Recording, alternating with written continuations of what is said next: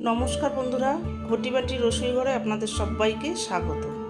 আজকে আমি বানাবো কাশ্মীরি কাওয়া কাওয়া চা। কাশ্মীরের যে বিখ্যাত কাওয়া চা, সেই কাওয়া চাটাকে আমি বানাবো। আমি কাশ্মীর থেকে ঘুরে এলাম বন্ধুরা, তাই আমি কাশ্মীরের কাওয়া চাটা আমার খুব ভালো লেগেছে, তাই আমি আপনাদের ঘরে করে দেখাবো। কাশ্মীরি কাওয়া চায় কী কী লাগে আমি করতে করতে আপনাদের দেখাবো। চলুন তাহলে আমি কাশ্মীরি কাওয়া চা তৈরি করি। এখানে আমি 2 কাপ জল বসিয়ে দিয়েছি, জলটা ফুটবে। দেখুন আমি কি কি দিচ্ছি জলে। হামানদিস্তার ভিতরে একটা বড় এলাচ দিচ্ছি, গোলমরিচ, ছোট এলাচ, গোলমরিচ দেবো দুটো, 2 কাপ চায়ের জন্য, 2টো লবঙ্গ, 2টো ছোট এলাচ, 1 টুকরো দারচিনি, 2টো মশলাটা আমি একটু থেতো করে নিয়েছি। এবার আমি এতে দিয়ে দিচ্ছি জলের ভিতরে, জলটা একটু ফুটবে। এবার দিয়ে দেবো একটু কাশ্মীরি স্যাফরন, এই জলের ভেতরে একটু সামান্য অল্প একটুখানি দিয়ে দিচ্ছি। দেওয়ার সঙ্গে সঙ্গে কালারটা চেঞ্জ হয়ে যাচ্ছে, আর একটু দিয়ে দিলাম। জলটা ফুটছে, দেখুন জলটা ফুটছে। এবার দিয়ে দেবো একটু গ্রিন টি, সঙ্গে 2-4টে দানা।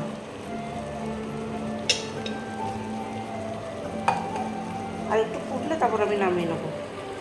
চায়ের সঙ্গে দেবো পেস্তা কুচি, কাজু বাদাম, আখরোট, আমন্ড, সব কিছু দেবো। সঙ্গে আপনাদেরকে ডাল লেক ঘুরিয়ে নেবো। কাওয়া চা, ঘরের তৈরি কাওয়া চা খাওয়াবো আর ডাল লেক ঘোরাবো। ওখানেও আমরা কাওয়া চা খেয়েছি ডাল লেকে ঘুরে ঘুরে। আপনাদের আমি বাড়িতে বানিয়ে তারপরে করে খাওয়াবো। আর এখানে আছে মধু, চিনি দেওয়া হয় না চায়ে, চিনির পরিবর্তে মধু। আমি মধুটাকে আমি এই কফির বোতলে করে, কাঁচের বোতলে করে রেখেছি, ওই জন্য কফির বোতল দেখা যাচ্ছে। এটা ফুটে আমার চাটা তৈরি হয়ে গেছে। এবার একটু দেবো লেবুর রস, অল্প সামান্য একটু লেবুর রস দিয়ে দিলাম। চাটাকে এবার ছেঁকবো। এবার আমি চাটাকে রেডি করব। প্রথমে দেব বাদামের কুচি সব,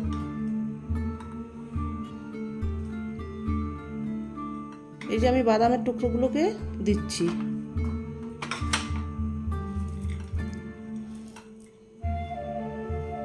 কাজু বাদাম দিলাম, আমন্ড, এবার আমন্ড দিচ্ছি,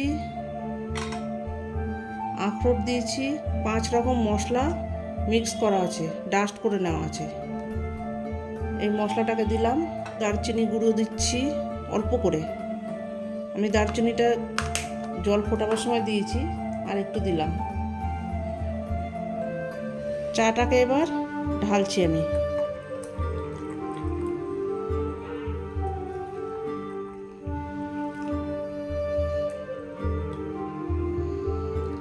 বাদামের দানা মুখে পড়বে। এবার আমি দেব মধু। মধুটাকে বন্ধুরা আমি কাশ্মীর নিয়ে গেছিলাম, ঠান্ডায় যদি মধুর প্রয়োজন পড়ে তাই জন্য নিয়ে গেছিলাম। ওই জন্য আমি কফির বোতলে করে ঢেলে নিয়ে গেছিলাম।